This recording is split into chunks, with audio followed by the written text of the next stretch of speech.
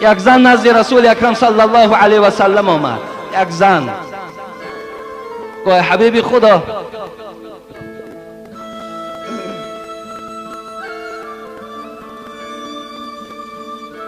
زمانی که من یک حدیثی تو را شنیدم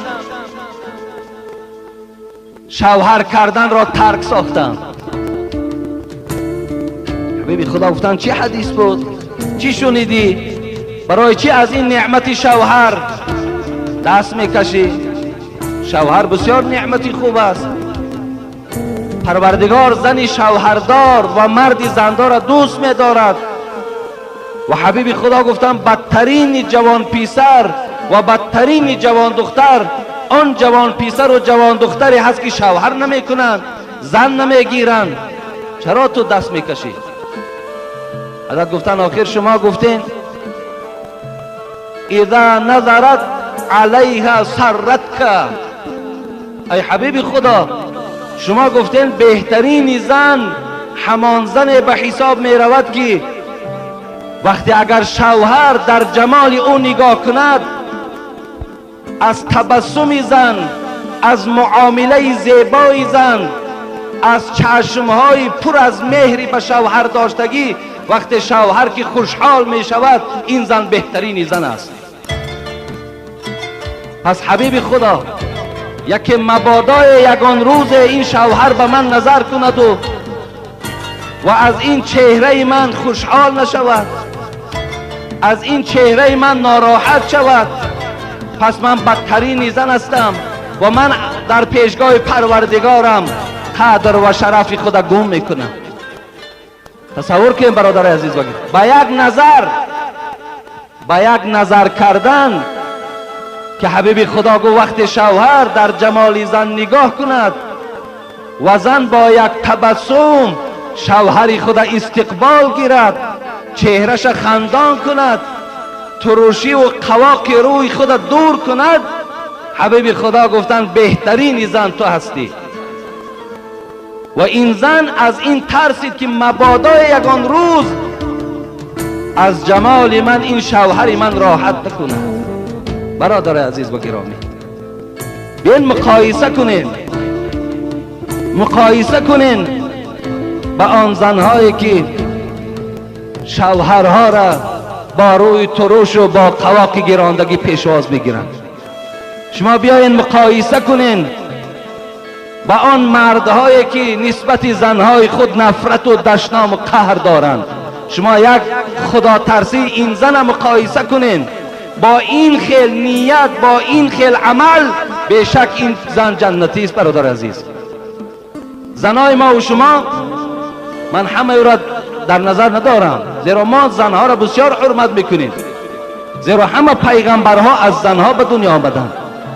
زن مادر است، زن بهترین نعمت در روی دنیاست. حتی رسول اکرم اکمل المؤمنین احسانا ایمانا احسنهم خلقا و خیارکم للنسائهم گفت ای مردها، بهترین شما همان مردی هست که اگر با زن خود بهترین زندگی را داشته باشد، زنش حرمت کند، با قدر زنش رسد، با زن خود گویم که دست به دست سلام کند، چهره خندان باشد، با او در لب یک دسترخوان نشسته خوراک خورد. این بهترین مرد است. لیکن این سخنی زنه که اگر مبادا یگان روز شوهر من از چهره من ناآرام شود، من در پیشگاه خدا چی جواب میگویم؟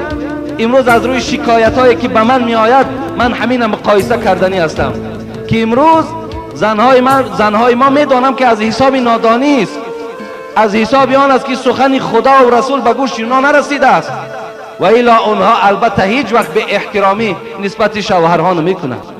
امروز زنهای ما و شما فقط ترس خدا را در 4 قلمه پختن به مزار بردن میدانند، یا یک شیربرین یا یک آتله پخته و در همسایه دادن میدانند، یا رفته مزار حضرت سلطان یا برق زیارت کردن، برای خود همین ترس خدا میدانند. مادرای عزیز و خواهرای عزیز، اگر مبادای منبت صدای من به گوش شما رساند، همین شوهرهایی که در خانه شما هست منزلت و بزرگیشان به نام خدا، از حضرت امیر جانم، سلطانم، برقم، از همه اینا دیده در پیش تو منزلت و بزرگی این بلند است.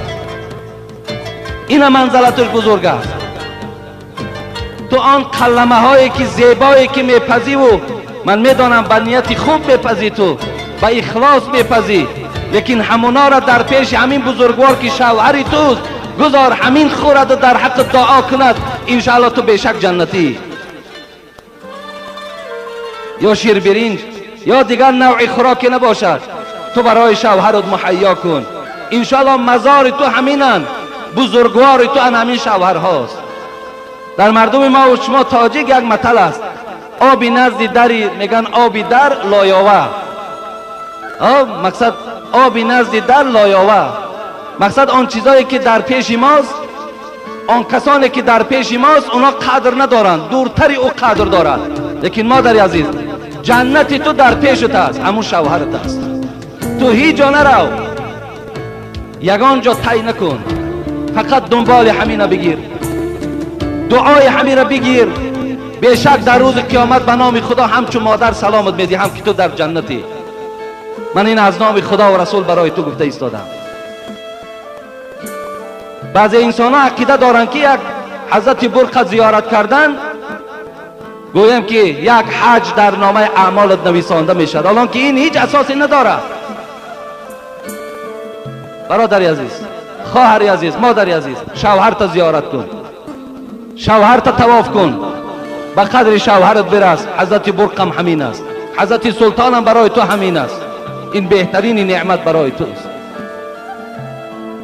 همون نوده هایی که یا همون آبی که تو از همون گورستان و مزارها برای شفا میاری، حالا که اونا شفا نیستن، تو همون کرته چرکین شوهرت بشو، آب همون را بنوش، برای تو شفا است.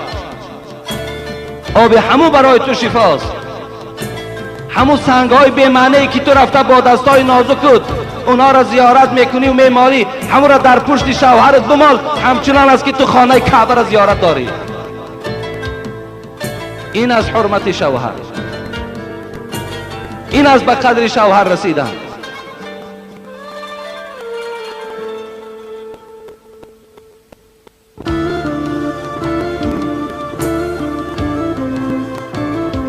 زن نزد حبیب خدا آمد، از ترس گفت پروردگار من شاید روز اگر روی ترش کنم